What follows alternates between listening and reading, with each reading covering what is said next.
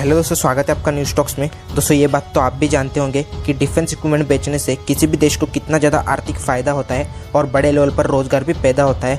चाहे वो अमेरिका की सबसे बड़ी डिफेंस इक्विपमेंट बनाने वाली कंपनी लॉकहीड मार्टिन ले लीजिए या फ्रांस की सबसे बड़ी राफेल बनाने वाली कंपनी डसॉल्ट को ले लीजिए।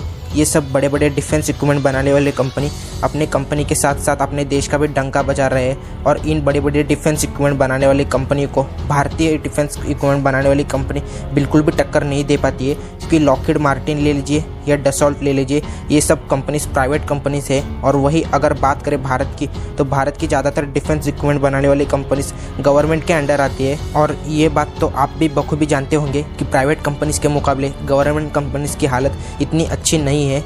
मैं आपको एक एग्जांपल के तौर पर समझाता हूँ। जैसे कि आपको पता है टेलीकॉम सेक्टर में जियो और एयरटेल अपने मेहनत के दम पर कितनी सक्सेसफुल है। और वही अगर बात करें BSNL टेलीकॉम कंपनी की, जो कि एक गवर्नमेंट टेलीकॉम कंपनी है, उसकी हालत कितनी ख़राब है ये तो आप भी जानते होंगे। और इसी से देखते हुए मोदी सरकार हर सेक्टर में प्राइवेटाइजेशन पर जोर दे रही है।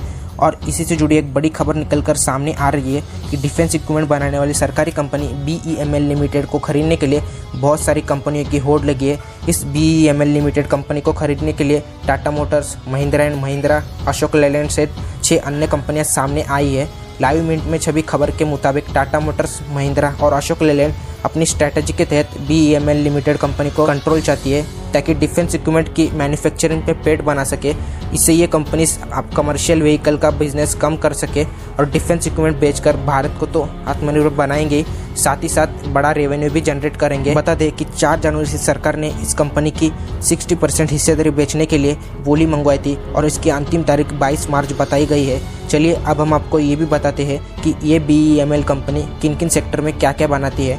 दरअसल ये BEML company Prithvi missile launcher, army transportation vehicle और ये कंपनी मेट्रो के कोच भी बनाती है। ये कंपनी 3 सेक्टर में काम करती है, जैसे कि mining and construction, defence and aerospace और रेलवे एंड मेट्रोस मैन्युफैक्चरिंग में ये काम करती है। और इस कंपनी की बेंगलुरु, कोलार, मैसूर, पालक्कड़ और चिक्कामगलुरु शहर में इनके 9 मैन्युफैक्चरिंग यूनिट्स है। बता दें कि इस कंपनी का पिछले 1 साल का रेवेन्यू 3028 करोड़ रुपए का है और जब ये प्राइवेट कंपनी के हाथ में जाएगी तब इसका रेवेन्यू और ही ज़्यादा बढ़ जाएगा। और दोस्तों मैं आपको ये भी बताना चाहता हूँ कि वर्ल्ड की टॉप 50 डिफेंस कंपनीज की ज़्यादातर companies USA, UK, France, Israel की है। और उसके लिस्ट में एक अच्छी बात भी है, जो कि टॉप 50 कंपनीज में भारत की भी एक हिंदुस्तान एरोनॉटिक्स नामक कंपनी 42 नंबर पर आती है। और भी डिफेंस इंडस्ट्री में प्राइवेटाइजेशन होने के बाद हमारे भारत की और भी डिफेंस कंपनीज इस लिस्ट में आ सकती है। आज के लिए बस इतना ही, मिलते हैं अगली वीडियो में।